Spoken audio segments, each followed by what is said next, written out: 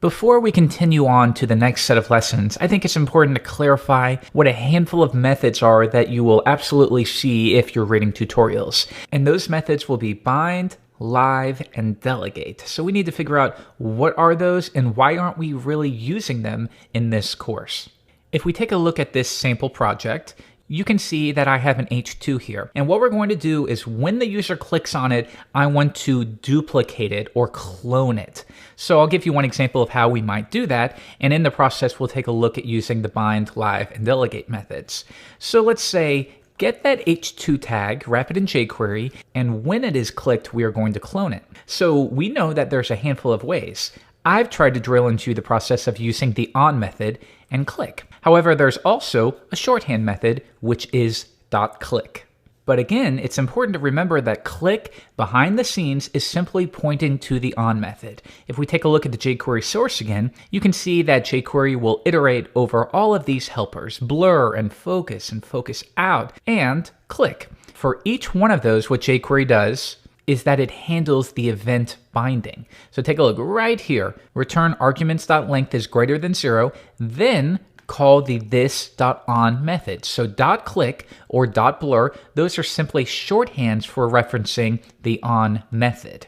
Now, especially for older tutorials, you will see the bind method, something like this, h2.bind click. And this is how we did it originally. When jQuery was first released, you would find some elements and you would bind an event handler and do something with that. Now, technically, there's nothing really wrong with this, but you probably shouldn't use this in your projects anymore. And the reason is, as you'll find shortly, all of these, bind, live, and delegate, all of them at this point, as of jQuery 1.7, are pointers to the on method. So right now, if you're using 1.7, if you call that bind, behind the scenes, it's still calling .on. Now, the basic idea is the same though. Get the elements, and when they're clicked, then we're going to run a function. And in this case, we will simply log clicked. If we view this in Chrome, I will open up the developer tools by pressing Shift-Command-C on my Mac. I will click on the heading, and sure enough, it does work. Now, if we want to update to the click shorthand, we could say .click, and then pass a callback function. Try it one more time, refresh, click. That's going to work as well because both of those are pointing to the same method. Now here's where it gets a little bit tricky though. When you're calling, and I'm going to backtrack a few steps, when you're calling bind, you're attaching an event handler to every single element in this wrapped set. So if we have 5 heading 2 tags, we're attaching 5 event handlers. Refresh, click on it, we're getting the same thing. And as we learned in Events 201, I believe, that can be a little costly when you're attaching the same event handler over and over.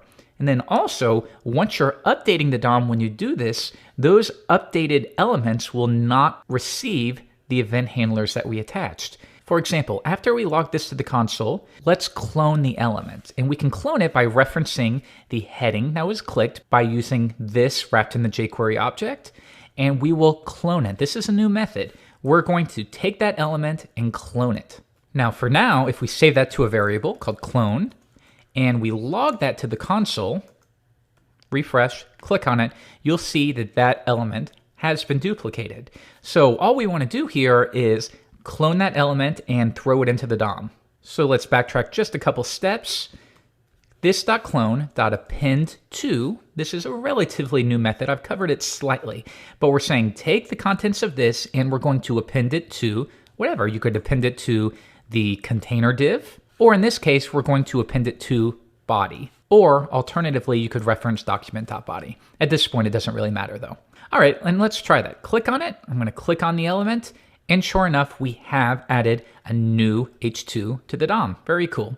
But now watch what happens if I click on that next one. Nope, that's not responding at all. And the reason is, and this is something that trips people up a lot, so pay attention. You're thinking at this point, well, it worked first, and then I added an element, and now that new element won't respond to this event handler. And of course it won't if you think about it in terms of top to bottom. We started by getting all the H2s, and we bound a click event handler to them. But then, when the user clicks on one, we clone it and throw it into the DOM. But that newly created element that was thrown into the DOM hasn't received any event handlers, so it's not going to respond naturally. Now, there's a couple ways to deal with this. First, when you call the clone method, you can actually specify whether you want the event handlers that are attached to the element to be cloned as well. That will default to false, like so, and that means I don't care if there's any click event handler or hover, don't worry about it, just clone the element itself and throw it into the body element. However, if we set that to true, we're saying, nope, I want you to retain those event handlers. Let's come back, refresh. I'm going to click on this one, and if I close this out, you'll see that we can do this indefinitely, and that's using the clone method. However, that's not what I want to focus on. Let's take a look at a different way. Rather than using bind, shortly after that, a method called live was introduced. Live and its companion die. Now the difference to this is live implements event delegation. So rather than attaching many event handlers to all of the elements in the wrapped set, live will attach one event handler to the document. So when we say h2 live, we're essentially saying get the document and we're going to attach a click handler, and then we're going to detect whether the element that was clicked was an h2. Let's try that now. I'm going to remove true to make sure that the event handler will still work when we add new elements to the DOM. Refresh, click on it, and you'll see that that is still working. And that's because we're not attaching an event handler specifically to the H2, we're attaching it to the document. So when we add more after the fact, it doesn't matter because the event handler is part of the document, not the H2. Now, live was a good method. At this point, it's been deprecated as of jQuery 1.7, so you don't really want to use this at all. But again, you're going to see this in tutorials, especially ones that came out a couple years ago. But again, think about it. We are grabbing all of the H2 elements from the DOM, wrapping them in jQuery, and then we're calling the live method, but that simply attaches the event handler to the document and then detects whether the target was an H2 tag. So we're not really doing much with that selector. It's a little bit wasteful. Now, if you wanted to specify that live should not use the document as its context, you could also pass a second parameter to the jQuery function. And you could say h2, and let's wrap this within a div with a class of container. And then we could say get h2, and we're going to use the div with a class of container as its context. And I don't want you to worry about this too much because, again, you shouldn't be using the live method in your projects. Now, after that, in a future release of jQuery, the delegate method was introduced. Delegate and undelegate. And this is fairly similar. We're starting to move toward the on method. Now, the only difference is what you pass to jQuery should be the context. So in this case, I would say, go get the div with a class of container, and then I'm going to listen for when the H2 is clicked. Now, let's try this one out, but you're going to find that it doesn't work like you think. Come back, refresh, I will click on one, but if I click on the next one, like so, it's not going to work. And this is what you need to remember. The delegate method isn't some magical thing that will update the DOM all of the time. It's based on the context. So here, our context is div with a class of container, but then we clone the element and append it to the body. So that won't be part of container. So I'm going to update this to container like so. One more time, click on it.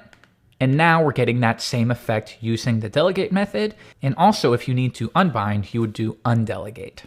So this was a good choice. We used delegate for a long time, and it worked really well. It fixed some of the chaining issues that we had when working with the live method. But at this point, they are all pointers to the on method. And I want to show you something. If we come to the jQuery source, and we're going to take a look at jQuery 1.6.4, and I want you to take a look at the delegate and undelegate. Now, a nice way to find methods that you want to learn is simply search for the method name followed by colon. So if I want to research, for example, the trigger method, I simply search for trigger, colon, and that will bring up that method. It'll work most of the time. Now, I want you to take a look at the way delegate works.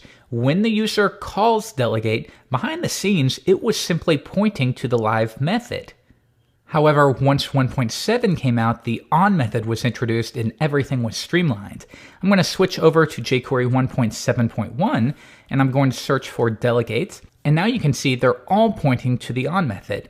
.bind, when you call it, you still can, but it's simply a shortcut for using the on method which will mold itself to fit the way the old API worked. The same thing with live. When you call the live method, behind the scenes, jQuery this context, that's going to use the document or whatever is provided. So for example, when we call div container, if we don't pass a context, it will use the document. Or if we do pass a context, and that would be maybe a wrap element, that will be used as its context. And then it calls the on method. So you see that it's simply mimicking the way it used to work. If we call die, the same thing, it's calling the off method. If we take a look at delegate, the exact same thing again, it's mimicking that API. So the takeaway is, when you're reading tutorials or watching older videos, if they use bind or live or delegate, that's okay because with the current code, they're all pointing to the on method. But for your projects and all future projects, don't worry about using live or delegate, just stick with the on method because that's what's being called behind the scenes. So you might as well save yourself a method call.